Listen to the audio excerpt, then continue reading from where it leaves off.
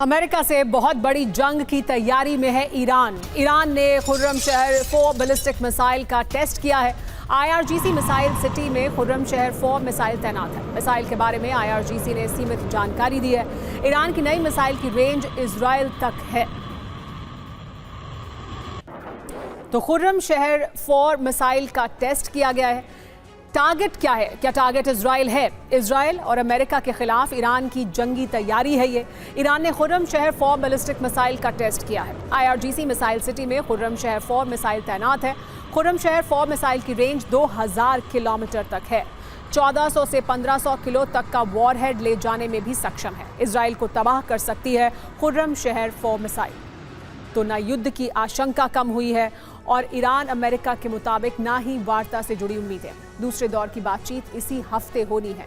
समय जगह अभी साफ नहीं है, लेकिन वार्ता से पहले प्रेशर पॉलिटिक्स ने जोर पकड़ लिया है। अमेरिका ने कहा है कि कोई सार्थक बातचीत नहीं हुई तो अंतिम विकल्प ही बचेगा, और ईरान ने कहा है कि अगर एक भी धमाका हुआ तो ट्रंप और नेतन्याहू तीसरे विश्व युद्ध के लिए जिम्मेदार होंगे।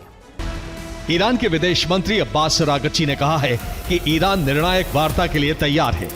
अमेरिका को गंभीर रुख दिखाना होगा।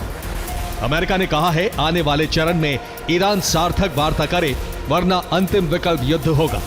ईरान ने कहा है कि वो दबाव के चलते अपने परमाणु कार्यक्रम से पीछे नहीं हटेगा। अमेरिका के युद्ध मंत्री पीट हेग्सेथ ने कहा है कि ईरान के लिए बातचीत सबसे समझदारी भरा विकल्प है।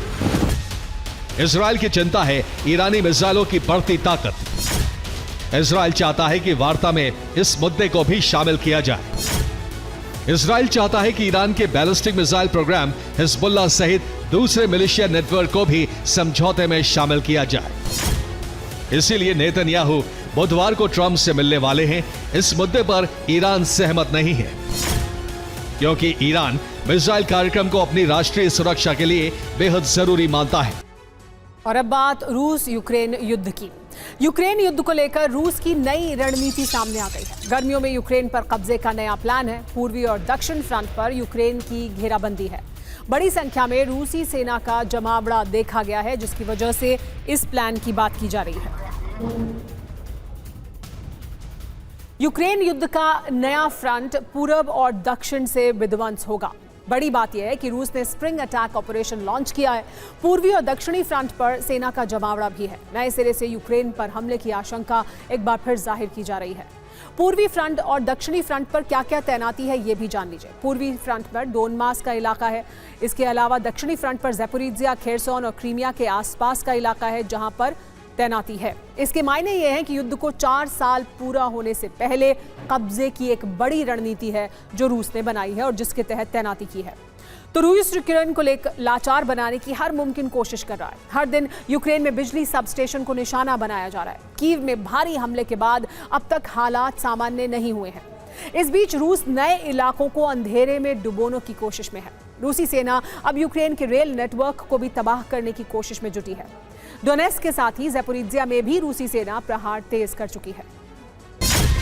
रूसी सेना के मुताबिक खार्किव से ही बेलगरोद पर हमले किए गए। रूस ने यूक्रेन के गैस प्लांट को निशाना बनाया है। पोल्तावा में 2 दिन से लगातार हमले हो रहे हैं। रूस के टारगेट पर नाफ्टोगाज गैस प्लांट है। रूस ने चेर्निहिव और सूमी में यूक्रेनी रेल को निशाना बनाया है। रूस के हमले से सूमी के रेलवे स्टेशन पर जोरदार धमाका हुआ। रेल के ट्रैक को ठीक करने वाली टीम पर भी ड्रोन हमला किया गया है। पिछले 24 घंटे में रूस ने सिर्फ 1 मिसाइल का इस्तेमाल किया है। यूक्रेन पर 31 बार हवाई हमले किए गए। 65 गाइडेड बम से हमले किए गए, लेकिन फ्रंट लाइन पर रूस ने 3382 ड्रोन भेजे हैं। 3000 आर्टिलरी अटैक भी किए गए। ज़ेलेंस्की के मुताबिक कीव में बिजली संकट बरकरार है। 1400 अपार्टमेंट में बिजली नहीं है। हीटिंग सिस्टम भी काम नहीं कर रहा है। ज़ैपोरिज़िया में 1 मौत हुई है और कई लोग जख्मी हुए हैं। रूस के ड्रोन हमले में कई इमारतों में आग लग गई। ज़ैपोरिज़िया पर हमले का सिलसिला सुबह भी जारी रहा।